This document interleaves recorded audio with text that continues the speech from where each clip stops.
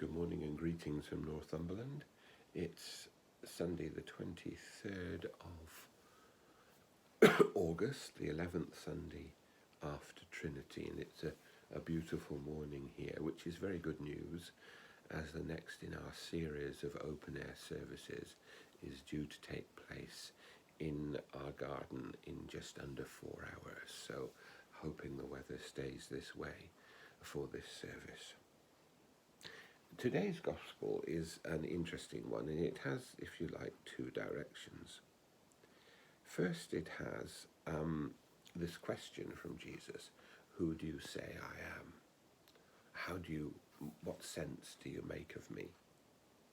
And Peter makes this marvelous answer: you are the Messiah, the Son of the living God. That's important. It's important because for us as Christian people, we have to say who Jesus is for us. Our friend, our saviour, our companion on the journey, whatever our image of Jesus. And every one of us will have a slightly different image. Peter's description encompasses the fact that for him, Jesus was everything. Loving God with all our heart, with all our soul, with all our mind, all our strength, as we said.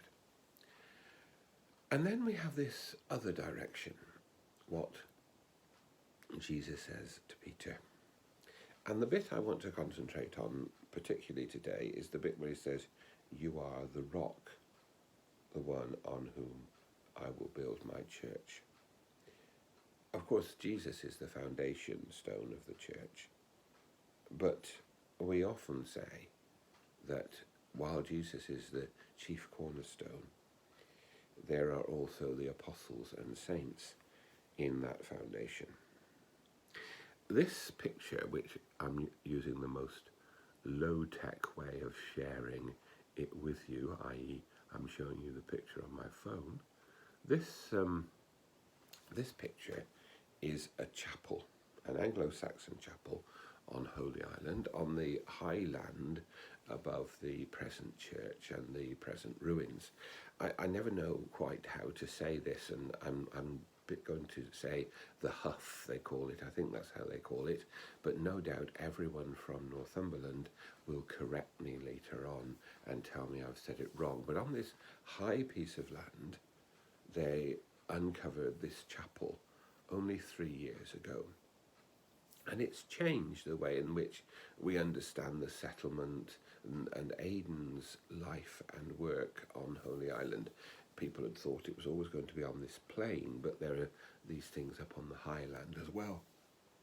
And there's much to be explored in that. But the point is that in those foundation stones, you can see the shape and the outline, the building blocks of that Anglo-Saxon chapel. When you look at our churches, or if you go to Beadnell out on the point where there is St Ebba's Chapel, you can see the same thing, that shape. And there you see how the church is built. But if you take away the stones, the rocks, and put people there is the same picture. We stand on the shoulders of those who have gone before us. And we in turn have a responsibility for handing on our faith to others. And that's important. It's important as our vocation as Christians to learn from the Gospels and from those who have gone before us, and to pass that on in turn to those who follow.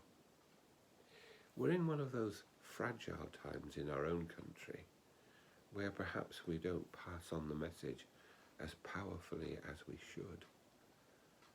But the vocation is there. If Jesus is everything to us, then we need to share that everything with those who are around us. May God bless us and build us into his church and help us to be the next stage of the foundations on which others may build.